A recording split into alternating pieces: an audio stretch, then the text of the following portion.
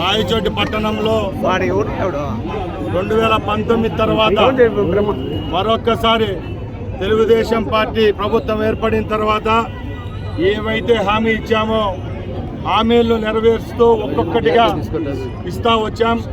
దానిలో మూలంగానే ఈరోజు రాయచోటి పట్టణంలో అన్నా క్యాంటీన్ను ప్రారంభించడం జరిగింది.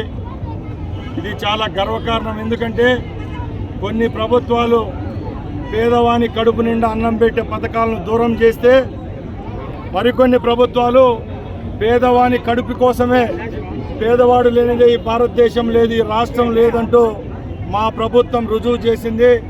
చంద్రబాబు నాయుడు గారు ముఖ్యమంత్రి అయిన తర్వాత అన్నా క్యాంటీన్లు ఏవైతే మరొక్కసారి పునర్ప్రారంభిస్తామని చెప్పాం, అదే మాట కట్టుబడి రాష్ట్రంలో ప్రారంభిస్తూ ఉన్నాం. ఈరోజు రాయచోటి పట్టణానికి కూడా వచ్చేసిందంటే అందరూ గుర్తుపెట్టుకోవాలి. ఎవరైతే పేదల పక్షపాతి, ఎవరైతే పేదవానికి పని చేస్తాడో, పేదవాని కడుపు కోసం అహర్నిశలు కృషి చేస్తాడో అదే మా ప్రభుత్వం అని తెలియజేసుకుంటూ ఈరోజు రాయచోటి పట్టణంలో ప్రారంభించడం జరిగింది.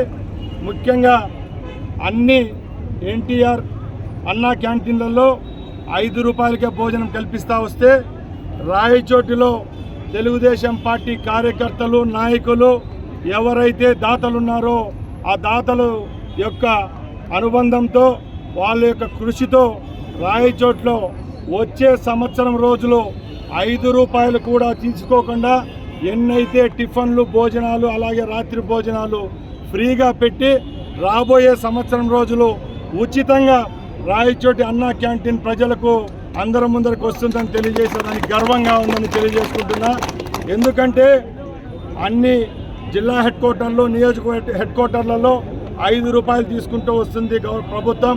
ఇక్కడ మాత్రం ఆ 5 రూపాయలను కూడా భరించేదానికి ఇక్కడున్న లోకల్ తెలుగుదేశం పార్టీ కార్యకర్తలు, నాయకులు అలాగే నేను ముందుకు వచ్చాము.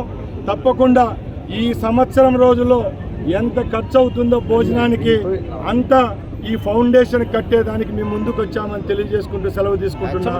జై హింద్, జై తెలుగుదేశం.